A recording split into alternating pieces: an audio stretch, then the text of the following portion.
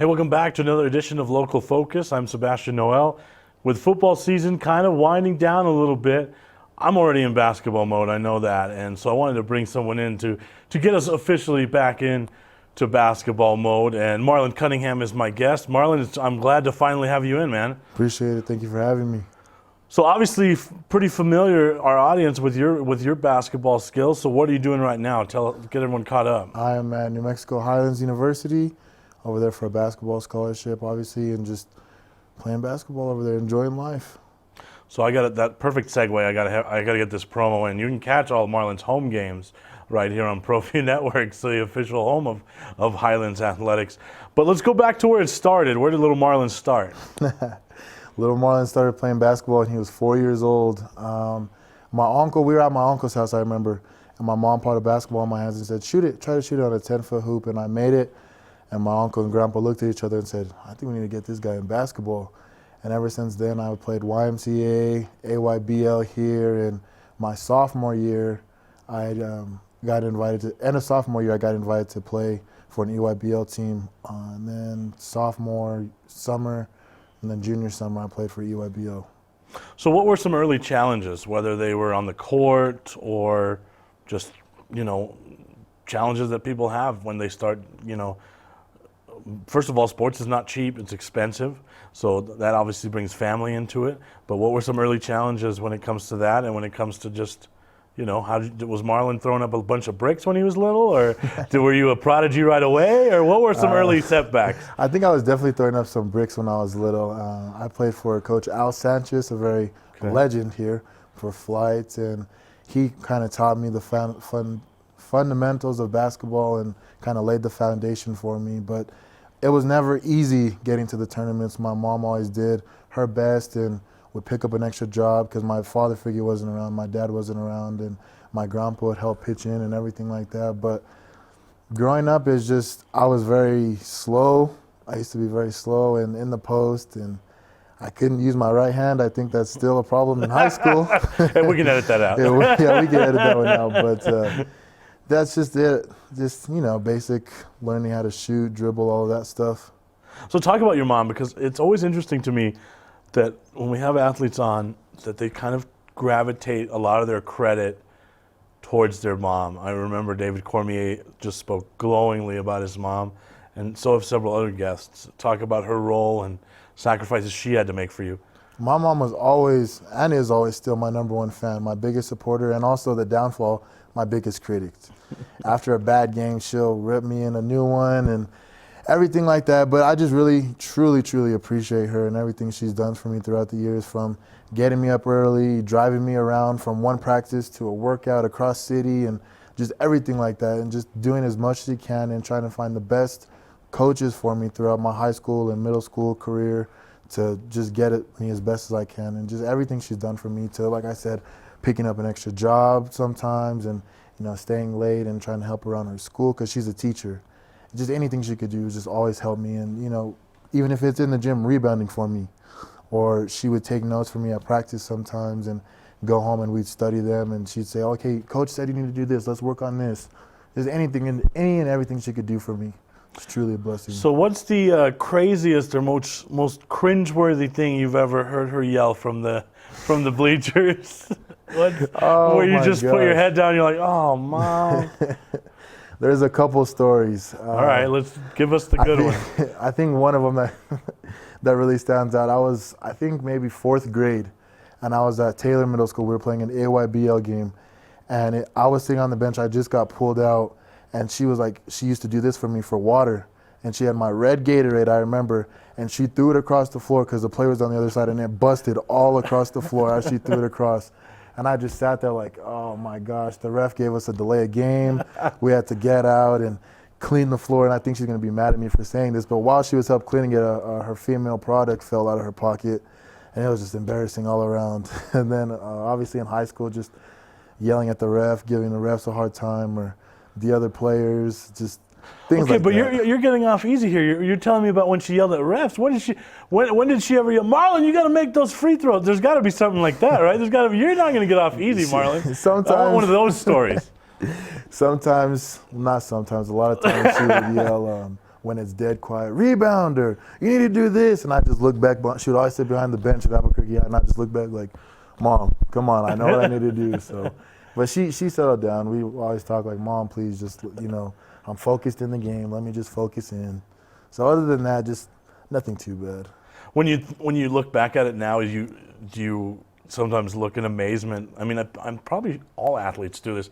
Just the sheer amount of hours that they're putting in, whether it's driving you everywhere and then going to the games, and because I've been to some pretty bad basketball games. I've done some pretty bad basketball games, and I can only imagine. I broadcast the games, but if I had to track back and forth, I mean, talk about just the sheer hours she put in.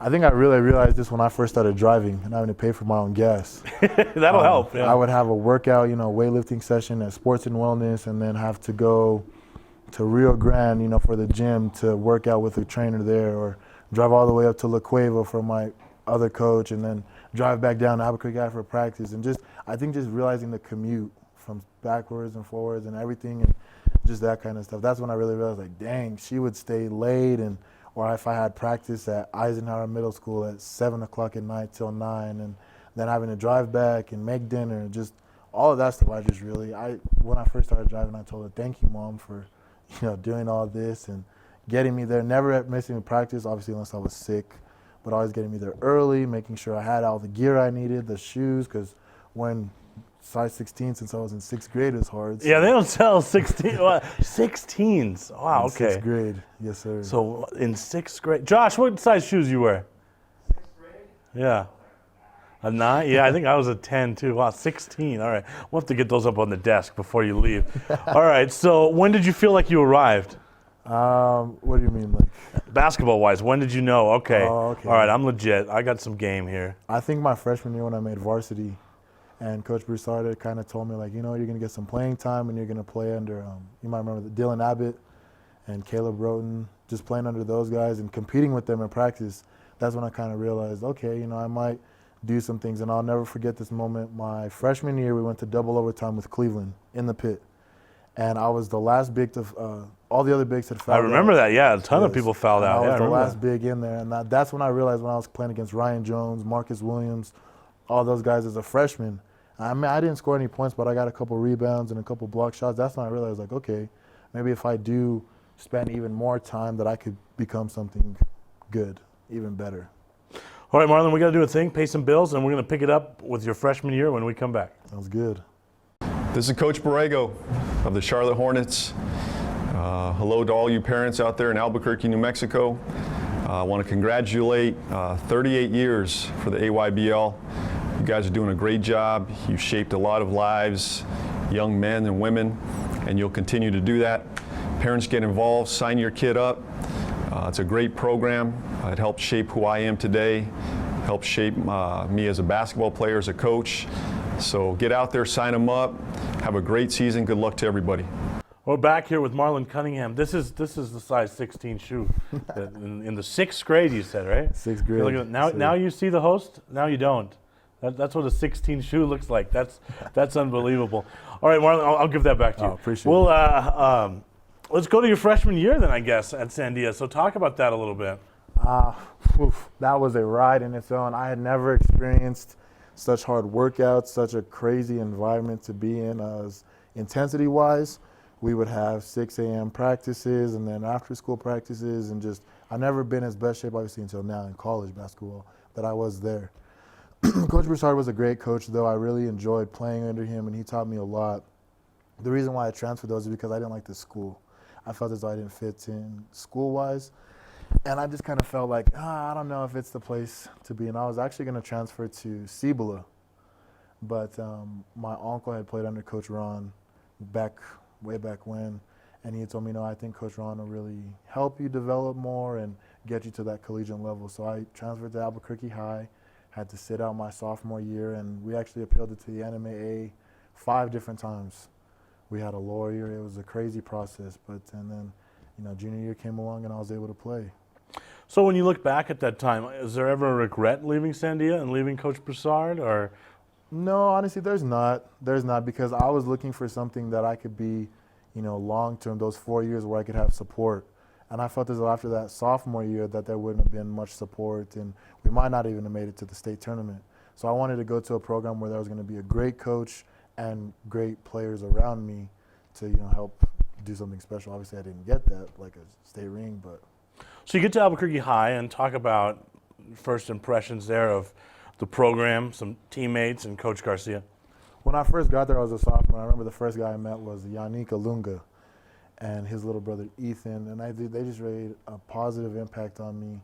They're just so welcoming. And then I met Alonzo and Gabe, and they're just also welcoming. I had actually known Randy and Silas, though. We went to summer school PE in 8th grade, and they'd always kind of try to get me to Albuquerque High. So I knew the guys, and it was awesome, and Coach Ron was very welcoming, and Coach Vic, they were just so welcoming. And I really thought I was going to be able to play my sophomore year varsity, and obviously I didn't, and it's okay, but it was a very welcoming environment and cool environment to be in. Basketball-wise, what were the differences in philosophy? I think at Sandia, it was more of a get the ball into the bigs first, and at Albuquerque High, it was more of a, flow in the offense, get 5-6 passes, and if there's an open shot, take it, or, kind of just find the open man. And so, as a big guy, you'd think, did you adjust to that right away, or? Not right away. Playing on JV for my sophomore year, I was able to adjust to that and realize, hey, it's kind of a different role here and different dynamics of the game. So I did get adjusted to that, but junior, senior year, I think Coach Ron really tried to implement plays specifically for me. So one thing that always strikes me about Albuquerque High is there's so much tradition there, right? How much of that, is that just something crazy that we talk about, or is that something the kids feel there? Because I know, like when you go to a game, you see people in the stands that probably played there, probably played for Coach Holzman, Right. probably played in the tournament. Do you guys feel that as well, or is that just something more that we notice? Oh, no, we definitely feel the Bulldog pride. I think when I felt it the most is when we got the new part of the school, the new commons area. There was a lot of old alumni there. And before a lot of the games, Coach, I remember one time in practice, there was a guy there, poor thing, probably 90s, hunchback, and walked in and said, "Can I get a schedule? I really want to watch you guys. I played in the 60s." And that was just something really cool to feel, and that happened a lot. I remember there was these 3 old ladies that sat in the front row, and they all had green sweaters on when they graduated. You really do feel that, though, not only basketball-wise, because it's such a big part of the community, but also just in the school-wise. You just always see alumni and everything like that. So that's obviously when recruiting started around this area, or even sooner. Talk about, obviously the big thing that we want to talk about a little bit is the whole Craig Neal thing and the Lobos. How did that come about? That started actually my freshman year. Coach Noodles had got a hold of Broussard, and they had kind of talked a little bit. And at the end of my sophomore year, Coach Neal had called me in for my unofficial. And on that first time, that's when he offered me right then and there. And I'm not going to lie, I was shell-shocked. I didn't know what to do. And obviously my heart being a local kid and watching the Lobos and all those Lobo greats, I wanted to commit right there on the spot. But I knew that wasn't the right thing to do, and I wanted to go through the summer. So after the summer, I had played with them a couple times in open gym, and the guys were telling Coach that I was doing great and everything. So after that, I had committed my junior year. And then I remember at the end of my junior year, I was in Arkansas for like a spring tournament with actually RM5. And I remember I was sleeping and my phone just started blowing up. Bzz, bzz, bzz. So I was like, what's going on? And the first thing I say is my mom, and she says, check the news. So I look, and it's like, Coach Craig Neal has been fired and all this stuff. I was like, dang. And my heart just fell. I didn't know. Obviously I still want to be a Lobo. I didn't know what was the next step. I didn't know if I should decommit right away. So we kind of just felt that out. And obviously after that, right after I got offered, I started getting calls from all over the place, mostly Mountain West schools, Boise State, UNLV, Colorado State, Rice was calling me a lot, and just a lot of just interests. So when they had found that out, my phone started blowing up a lot more, and I was like, okay, I don't know what to do. So I met with Coach Weir.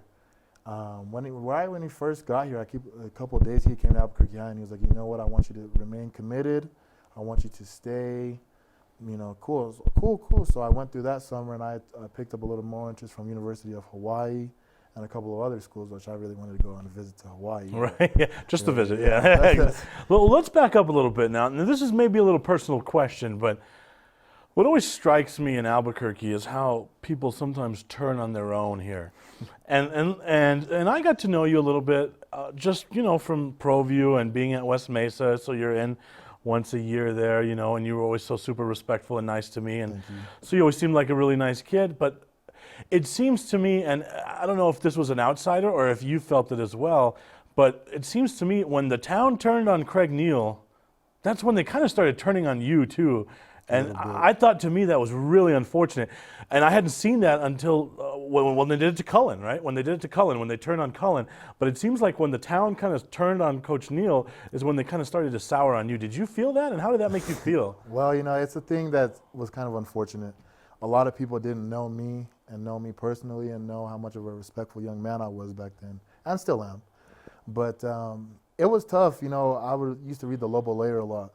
And my uncle introduced, Don't. I realized Stay that. away. Right then and there, that's when I realized that. And I just didn't understand. It was kind of like a personal issue to me. Like, these people don't even know me, and yet they're judging me and judging my character and saying bad things about me. But I really matured in that time, and through the help of my mom and Coach Ron, just block it out. Just block it out. Don't listen to it. And that's what I got real good at. And not only from the outside, but some of my teammates, I won't mention any names, but they were real jealous of me because they saw me getting recruited, and they saw, colleges calling Coach Ron and some coming to watch our practices, that they were even jealous. And if I would miss a shot in practice, obviously I'm not going to go 100%. They'd say, oh, well, come on, Lobo, you're supposed to make that. And, oh, I thought you're going D1. You can't make that shot. And in games, it just a lot, all around aspect, you'd really hear it. If I didn't have a good game, the next day at school, kids were critiquing, and obviously they become the next Phil Jacksons of basketball. And right. I heard it all. I heard it from all aspects. Well, and it's just, I'm so glad you could open up about that, because I remember when it was happening with Cullen, and I just remember being around some of my buddies, and I'm thinking and saying to them, hey, yes, maybe this guy's game has some holes or whatever. You don't have to be a huge Cullen Neal fan, but this is a 17-year-old kid that wants to play for your university.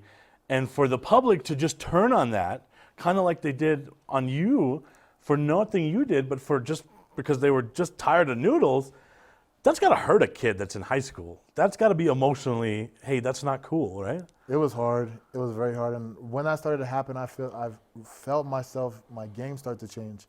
Like trying to prove things and trying to, oh, well, they say I can't do this. Like, I need to go up and get like 5 dunks, or and I was forcing a lot of things. And I kind of went through a drought part of my junior season because I was not just playing. I didn't let the game come to me. And I remember Coach Ron and I had a meeting because I used to be his student aide. And we sat down, and he just told me, you know what, Marlon, I know this is going on. And he pulled up the Lobo Layer. And I know, the paper people are critiquing you, and everybody, and people you don't even know are coming after you. I couldn't even go to River Point to play basketball because people would try to tell me things and, hey, Marlon, you're supposed to do this. And I saw this game, just all around. And once I just finally blocked that out. Not normal. I'm just going to interrupt him right there, Albuquerque. Not normal behavior. Don't do that. Yeah, I realized that I didn't understand people I wouldn't even know would come up to me and try to, hey, do this. And then I would hear at a couple of games later, hey, you worked out with so-and-so? And I'm like, who's that? Like, oh, they said they worked you out at River Point. I'm like, no, they gave me a pointer. They told me one thing. And it's just, I did really get in a lot of aspects, but I'm very thankful for my family and my close friends and Coach Ron for really just sticking through with me and just, giving me, I guess, positive reinforcement, because all I was getting was negative. All right, we're going to take one more break here. We'll come back. We'll do a top 5 list, and we'll talk about some college stuff when we come back. Get into the game with Garden Swartz Team Sales. They have everything you need, from screen printing, embroidery, and digital printing services, high school letterman jackets, and all high school and club uniforms, and individual and team apparel with the most reliable brands like Speedline, Rollins, and Wilson. And don't forget to check out the latest F7 Shut helmet. It's all at Garden Swartz Team Sales. Give them a call, 505-884-1234. Garden Swartz Team Sales. Marlon Cunningham is my guest. We've pretty much up to your senior year now. We've finished our discussions about what's wrong with the Albuquerque basketball fan or sports fan in general, and how terrible they treat their own kids, and you're a prime example of that. And kudos to you, by the way. I think you always handled it really well. Thank you. But so now let's go into your senior year. First of all, what's on your mind going into your senior year? I mean, is the slump over mentally? Was there some baggage there already? I mean, what's going through your head at the start of your senior year? The biggest thing for me was going into my senior year to prove to Coach Weir that I'm good enough to play for him. And that was just always on my mind, and that was always just kind of motivating me. And because I knew, well, technically I don't have my scholarship. You know, there's not other schools calling because they still think I'm committed. So I want to prove to him that I can play for him and for UNM. So that was the biggest thing going in to my senior year. In hindsight, was that a good thing or a bad thing, you think, for your senior year? I think it was a bad thing. I think I should have played with not a care in the world. And just, you know what, ball out, do the best I can do, get as many rebounds as I can get, as Coach Ron was always telling me, and see what happens from there. And once I did that, my mid-season and before district, that's when, you know, a couple more calls started coming in. And your numbers were obviously there statistically, but from an outsider, I got to watch you for a few years. Well, I remember the JV year, actually, when you came in to West Mesa. You were playing a JV game there. And so I've seen your game develop. But as an outsider, I saw a kid that was almost just lacking confidence, lacking positive reinforcement. How was I reading that correctly? You were definitely reading that correctly. Like we just talked about, from the outside perspective and from kind of inside things that were going on. But it was most likely that, and definitely within myself, I didn't realize if I just balled out that I could have 25 and 15 every night. I was kind of worried about, you know, if I miss this shot, am I going to get taken out? Or if I don't, you know, make 8 or 9 passes, am I going to get taken out? And again, we met with Coach Ron and talked with that, and that's said some things. And, you know, there's always constructive criticism with him. We were always able to just lay everything out on the table and, okay, we laid it out. Where are we going to fix this from here? And I really appreciated that relationship. Now, when you look back at your senior year or even your entire high school career there, considering everything that happened, especially how you were treated by basically your hometown, I mean, can you look at your high school experience as a positive? If you turn that page and said, hey, I'm on to bigger and better, or is there still some things that you considered that are pretty unfortunate that happened? Well, I'm the type of person that always looks at things from the positive point of view. You know, obviously there's a lot of things that happen negative, and I could blame this, that, and the rest. But I see it as a learning experience. I see it as, you know what, whatever happened, whether it's the whole UNM thing, whatever, not being able to play varsity in my sophomore year, whatever it was.